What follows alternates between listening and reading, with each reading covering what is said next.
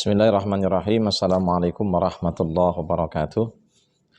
Innal hamdalillahi nahmaduhu wa nasta'inuhu wa nastaghfiruh wa na'udzubillahi min sururi anfusina wa min sayyiati a'malina may yahdihillahu fala mudhillalah wa may yudlil fala hadiyalah. Asyhadu an la ilaha illallah wahdahu la syarikalah wa asyhadu anna Muhammadan abduhu wa rasuluhu la nabiyya wa la rasula ba'dah. Amma ba'du, Bapak Ibu sekalian, jamaah kaum muslimin dan muslimah yang dirahmati Allah Subhanahu wa taala. Ada pertanyaan dari Bapak-bapak dan Ibu sekalian tentang apa sih sebenarnya hukum korban itu. Meskipun sudah saya jawab dalam beberapa kajian kita, namun ada yang ingin dikhususkan bahasan tentang masalah hukum korban. Memang kalau kita membuka dalam kitab Ad-Duhaya juz 2 dari kitab yaitu Bidayatul Mujtahid wa Nihayatul Muqtasid, Ibnu Rus mengatakan bahwa hukum korban ini memang ulama berbeda pendapat. Nah, kalau kita pilah-pilah dan kita perinci, ada dua kelompok yang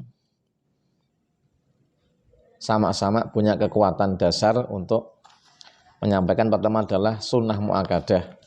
Ini menurut golongan Maliki dan Syafi'i.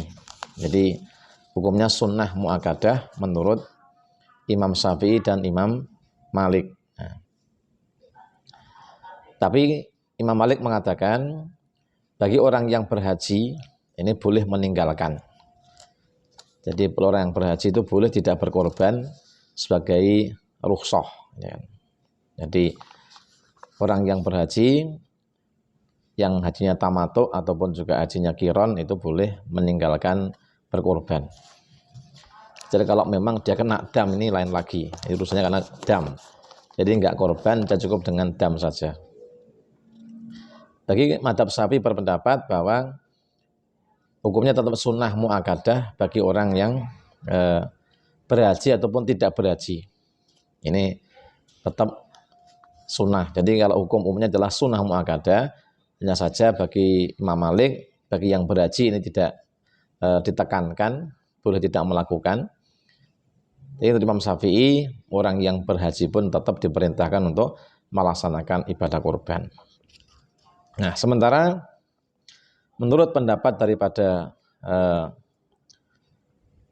mazhab Hanafi mengatakan bagi orang yang bermukim di perkotaan atau di perkampungan, bagi yang mampu maka hukumnya adalah diwajibkan.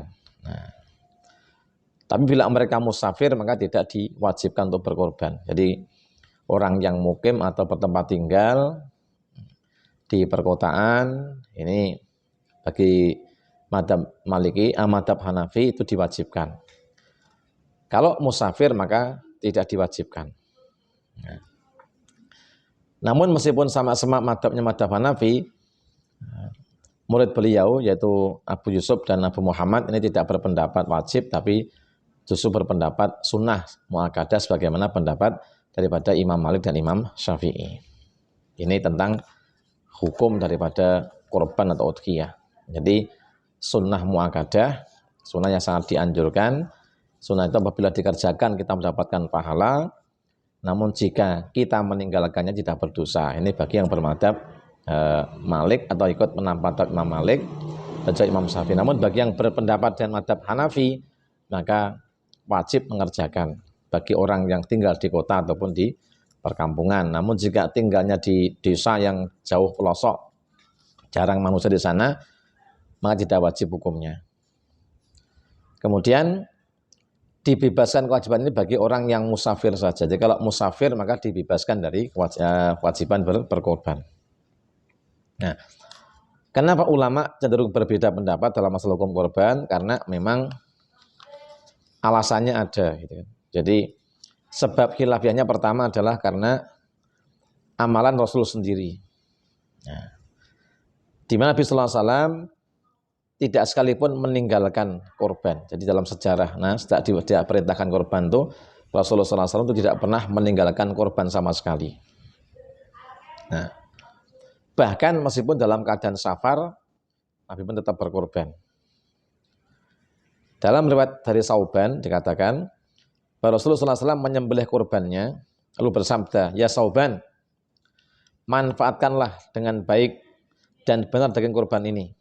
Sahabat mengatakan, saya selalu memakan daging korban itu sampai memasuki kota Madinah. Artinya, Sauban pun mengambil bagian daripada daging korban itu dan bahkan menjadikan bekalnya sampai dia kembali ke kota Madinah. Artinya, Rasulullah SAW ini tetap berkorban meskipun di waktu safarnya atau dalam pepergiannya.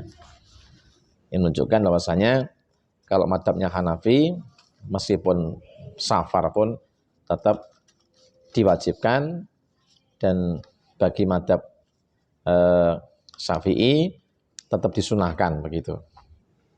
Kemudian sebab kedua adalah adanya hadis yang berkaitan dengan masalah korban ini, di mana Ummu Salamah mengatakan Nabi bersabda, "Idza dakhala al-asr fa arada hadukum ayyudahi fala ya'khud min sa'rihi syai'an wala min adfarihi." Di sini ada kata-kata idza arada, artinya apabila kalian berkehendak atau kalian itu bermaksud. Ini ada berarti tidak menunjukkan kewajiban. Jadi kalau yang awal tadi itu safar pun Nabi ini mengerjakan, di sini alasannya bila kalian bermaksud, berarti kalau bila itu berarti tidak menunjukkan artinya wajib. Karena alasannya bila. Jadi jika tidak ya tidak apa-apa gitu. Nah, kemudian kalau itu wajib maka tentunya enggak ada kata-kata ida, tetapi langsung to the point. Tapi kan kata ida dakhala, bila kalian tidak berkorban, kemudian memasuki 10 pertama di bulan Dzulhijjah, maka jangan mengambil atau memotong rambutnya, kukunya dan sebagainya. Nah, kemudian bagi yang pendapat wajib juga berdasarkan daripada hadis Abu Burdah yang pernah berkorban namun belahnya sebelum sholat Id. Maka Nabi perintah untuk mengulangi korbannya. Nah, adanya perintah pengulangan adalah menunjukkan wajib bagi yang mengatakan wajib. Jika tak wajib, maka tidak akan ada pengulangan.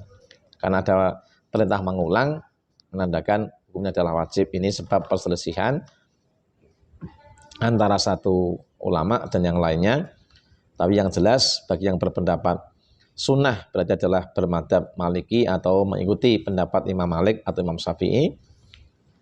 Bagi yang berpendapat wajib, maka berpendapat berdasarkan pendapat Imam Hanafi. Jadi semuanya ada pendahulunya gitu.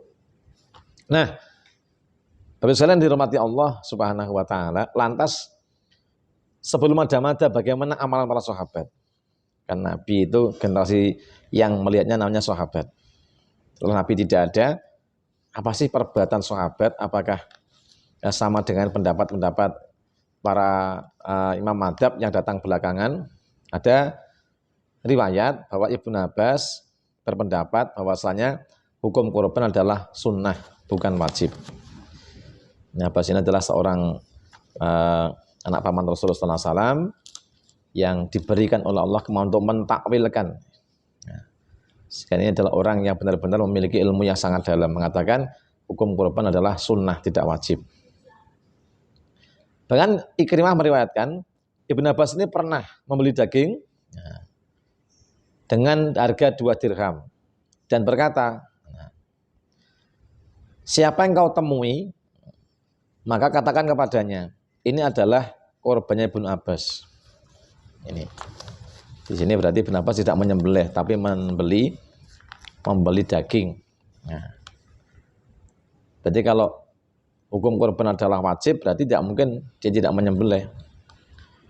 Mungkin dia dimaksudkan dengan membeli daging tadi, korbannya adalah ini sedekah daripada Ibnu Abbas. Kalau wajib tentu Ibnu Abbas akan menyembelih, tapi dia cukup membeli dengan 2 dirham saja. Kemudian diriwayatkan bahwa Bilal sahabat Nabi itu pernah menyembelih ayam jantan untuk berkorban. Nah saja 2 pendapat ini, amal sahabat ini menurut sebagian ulama tidak merupakan dua riwayat yang bisa jadikan sebagai hujah. Dan ini adalah amalan mereka saja.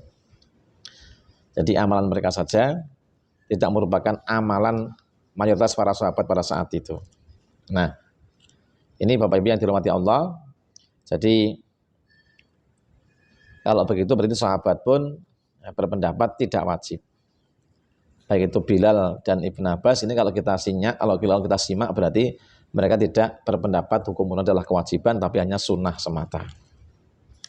Nah, lalu binatang apa atau hewan apa yang dikorbankan? Dan yang paling utama seperti apa? Nah, yang jelas yang dikorban adalah jenis binatang ternak, yaitu unta, bisa jantan bisa betina, kemudian sapi bisa jantan bisa betina, kemudian domba dan juga kambing. Nah, batasan umurnya kalau unta ini adalah 5 tahun penuh masuk tahun ke-6. Kalau sapi 2 tahun penuh masuk tahun ke-3. Kalau domba ini masuk bulan ke-7, sudah belum untuk kurban. Kalau kambing ini 1 tahun penuh masuk tahun ke-2, diarani Jawanya poel gitu. Nah, namun dalam hal ini ulama beda pendapat. Mana yang lebih utama berkurban itu? Apakah unta, apakah sapi, ataukah kambing atau domba? Nah, Imam Malik mengatakan bahwasanya kalau untuk kurban gitu, yang paling utama adalah yaitu kibas, bagaimana dicontohkan kepada Nabi Ibrahim alaihissalam. Kemudian baru sapi, kemudian unta. Tapi kalau untuk hadyu, yaitu binatang dikatakan binatang yang dibawa saat berhaji ifrad, al-hadyu, yang nanti disembelih setelah berhaji, setelah melempar jumroh, disembelih, ini kan, hanya adalah al-hadyu, di binatang yang memang ditandai, yang memang dijadikan khusus sebagai binatang persembahan. Dalam artian binatang yang akan disembelih dalam rangka mengabdi kepada Allah SWT untuk mentaati perintah Allah, dan ini merupakan satu perintah Allah yang berkaitan dengan masalah ibadah haji, namanya al-hadyu. Kalau korban ini ututannya adalah kibas, sapi dan unta, tapi kalau hadyu ini kata Imam Malik, unta, sapi, dan kambing. Bila dan Imam Syafi'i, beliau mengatakan bahwasanya kalau urutan korban itu pertama adalah unta, kemudian sapi, kemudian domba atau berikutnya kambing. Kalau al-hadyu balikannya, justru malah kambing yang urutan pertama, kalau nggak ada kemudian sapi, lalu kemudian unta. Ini tentang perbedaan pendapat ulama tentang binatang apa yang lebih utama dikorbankan. Itu masih khilafiyah. Yang jelas korban ini adalah ketaatan kepada Allah Subhanahu wa taala, yang sampai bukan hewannya, bukan daging, bukan darahnya, tapi adalah ketakwaan kita. Maka dengan perbedaan pendapat ini kita bisa lebih bijak, kita ikut yang mana dipersilahkan. Yang jelas kalau wajib harus dikerjakan, ikut madzhab Hanafi. Kalau sunnah bisa ngerjakan atau tidak, tapi memang lebih afdal kita mengerjakannya kalau kita mampu. Ini demikian Bapak Ibu yang berbahagia tentang masalah hukum korban. Semoga bermanfaat. Assalamualaikum warahmatullahi wabarakatuh.